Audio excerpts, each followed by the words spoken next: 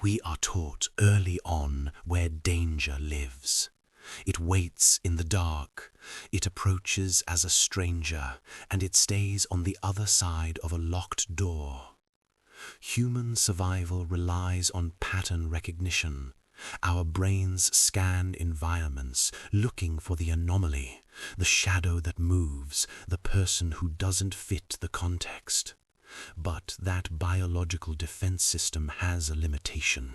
It fails when a predator mimics safety and operates in broad daylight. Our rigid definition of what a monster looks like creates a cognitive blind spot that predators exploit. Dennis Rader built his existence in that blind spot. To his Kansas neighbors, he was a rule-following citizen, a husband and a father. He embedded himself in the local hierarchy. He served as a Cub Scout leader and the president of his church congregation, constructing a public persona wrapped in moral authority. Behind that normalcy, he maintained a parallel identity he named BTK. Over 30 years, he bound, tortured, and killed 10 people. The manhunt lasted 3 decades. While investigators analyzed evidence and canvassed neighborhoods, the man they were hunting walked their streets and shook their hands. His ability to evade detection was a deliberate strategy. Rader's ordinary life was a meticulously constructed act of disguise. Rader used active camouflage, the sociological tactic of using mundane, everyday routines to deflect scrutiny.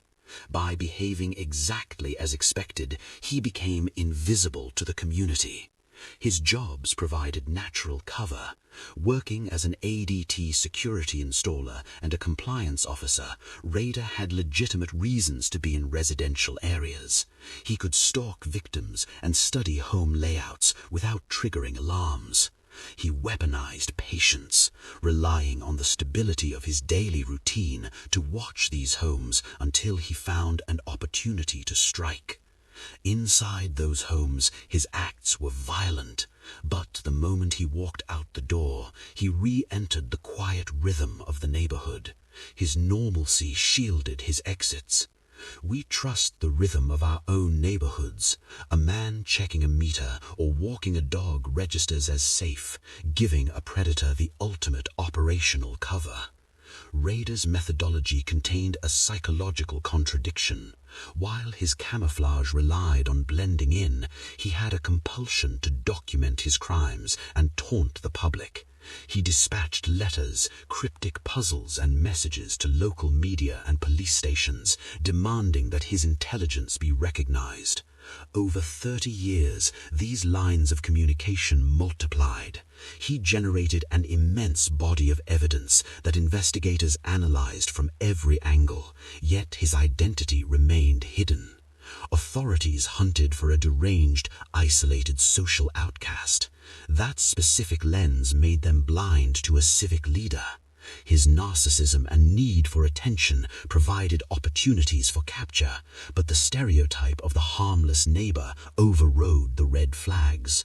When he was finally caught in 2005, a technical error in one of his own letters exposed him.